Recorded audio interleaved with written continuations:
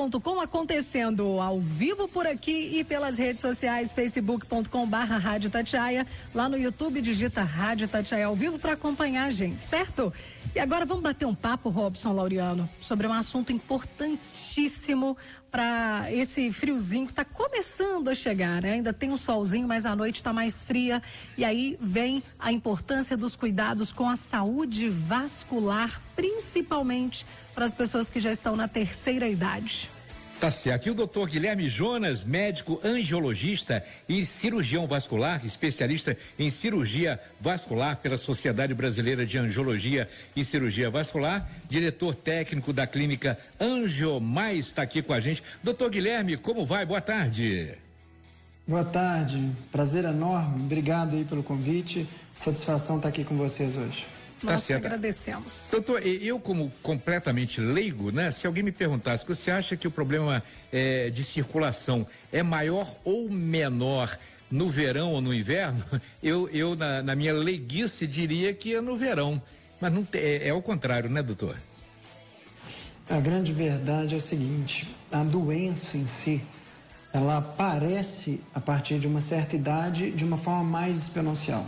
Porém, os sintomas, sejam eles arteriais ou venosos, eles têm características diferentes. Exemplos, as doenças das veias, as doenças das varizes, elas pioram, elas incham mais, a perna incha mais, a perna piora, dificulta a movimentação em tempos mais quentes. E as doenças arteriais, ou seja, a aterosclerose, as obstruções periféricas, elas pioram mais no inverno, devido à vasoconstrição. Então, por isso é importante entender qual o tipo de circulação, porque são fenômenos que sofrem interferências diferentes com a questão climática, entendido? Aí... É por isso a minha confusão, né? Porque eu lembro de pessoas assim ficarem com as pernas inchadas, os pés inchados, justamente temperaturas mais quentes. Certo. O doutor falou em vasoconstrição, que é uma palavrinha um tanto quanto complicada, mas que a explicação é simples, né, doutor? Vou explicar para o nosso ouvinte o que é esse problema na vasoconstrição e que afeta aí até cerca de 5% da população brasileira, né? Isso, então vamos entender. Os nossos vasos, as nossas artérias, as nossas veias que carregam o sangue, a mudança basicamente é a direção. Ou seja, aqueles vasos que trazem o sangue do coração para os membros, ou seja, para as pernas, para os braços, nós vamos chamar de artérias. Eles são mais finos e eles têm uma pressão maior. Agora, aqueles vasos que vão voltar com o sangue das pernas, dos braços, de volta para o coração, nós vamos chamar de veias. São veias, elas são mais dilatadas, mas com paredes mais finas. Então, o que acontece? Elas sofrem uma interação direta, seja da temperatura, calor ou frio. Então, quanto mais quente, elas tendem a se dilatar, aumentar de tamanho, receber mais sangue. E quanto mais frio, elas vão se constringir, ou seja, vão diminuir o tamanho, ficar vasoconstritos ou menores, para se adaptar àquela interação. E o que a gente sabe que isso é a base para o entendimento de cada uma das doenças que nós estamos falando. Basicamente, botando em miúdos, o AVC, o infarto, a trombose, tudo é um entupimento ou um fechamento daquele vaso em um ponto específico. Quando um desses vasos, uma dessas artérias, vai se entupir, vai se fechar, se contrair por completo, no coração nós vamos chamar de infarto.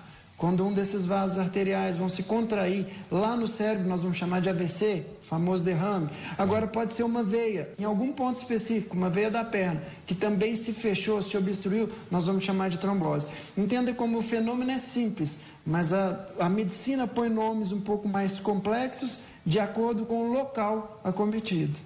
Agora, doutor, por exemplo, quando a gente sabe que é no cérebro, né, é no coração, é uma coisa grave, muito perigosa. Quando a trombose em si, né, independente da parte do corpo, ela é muito perigosa? Pode levar, por exemplo, até um óbito?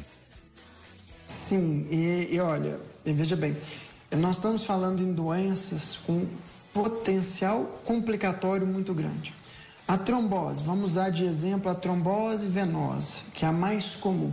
Ou seja, quando existe um entupimento de uma veia profunda, seja uma veia da perna, seja uma veia da barriga, essa trombose, esse entupimento, esse coágulo que se formou no interior daquela veia e entupiu, impediu a circulação, esse trombo, ele pode navegar, ele pode se deslocar das pernas, dos braços, onde for, e ir parar lá no pulmão, porque a gente mudou a doença. A trombose, então, virou uma embolia pulmonar com risco de óbito grande.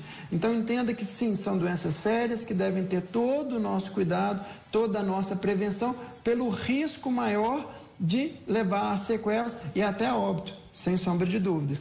Tanto quanto um AVC, tanto quanto um infarto, porém menos prevalentes. Entendido?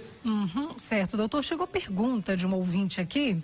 Ela quer saber o seguinte: se quem tem vasculite leucocitoclástica, acho que o nome é isso mesmo, né? Precisa tomar algum cuidado diferenciado no inverno? Sim, precisa. Não só a vasculite leucocitoclástica, mas vamos botar isso de uma forma mais simples. Vasculite é uma inflamação do vaso. Então, vasculite é uma inflamação do vaso.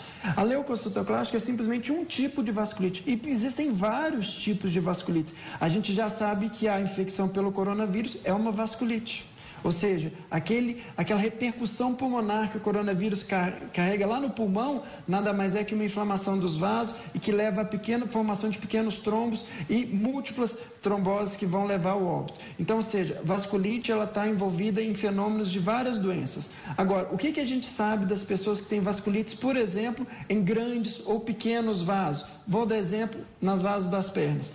Eles têm que tomar um cuidado com climas frios para que aquele membro não fique frio, ou seja, entre em hipotermia, porque vai levar uma vasoconstrição de novo, ou seja, vai faltar sangue. E essa falta de sangue, além de deixar aquele membro escurecido, arroxeado, vai levar ao prejuízo da oxigenação e nutrientes que tem dentro do sangue, ao sofrimento, ao infarto da região. Então, o que a gente precisa? Aquecer. Então, é recomendado para pessoas iguais a essa nossa ouvinte, que use meias de lã, que deixe o membro aquecido, sapatos confortáveis, mas que não interaja diretamente com esse inverno sem essa proteção, porque sem sombra de dúvidas, isso vai atrapalhar, vai causar dor e pode atrapalhar, aí causando mais sintomas na doença. Doutor, exercício físico ajuda na prevenção? Por exemplo, a gente sempre ouve falar em academia, né? Para a circulação das pernas, é bom aquele exercício da panturrilha, né? Ficando na ponta dos pés. E isso aí influencia também, doutor? Perfeito. Então, olha só. Para a circulação venosa e para a circulação em geral, de uma forma muito benéfica. Vamos deixar isso claro. O músculo da panturrilha, como você citou muito bem, mas não só o músculo da panturrilha, os músculos da bomba dos pés, a articulação do tornozelo, é um equilíbrio perfeito, uma ferramenta fantástica, onde ela vai esmagar a veia e vai fazer com que o sangue retorne para o coração, impedindo o represamento, o acúmulo de sangue nos membros inferiores. Então é fundamental um fortalecimento muscular para uma boa circulação, para diminuir o retorno de sangue que possa ficar represado nas pernas. Então, um dos pilares dos tratamentos das doenças venosas é, sem sombra de dúvida, o fortalecimento muscular. E se tem uma dica, exercite-se, porque o músculo bem tratado, ele tem uma função primordial na circulação. Eu vou segurar o doutor aqui só mais um pouquinho, a gente vai para o intervalo. Claro. E a gente continua com esse assunto daqui a pouco, importantíssimo. O pessoal está mandando dúvidas aqui, a gente vai respondendo também.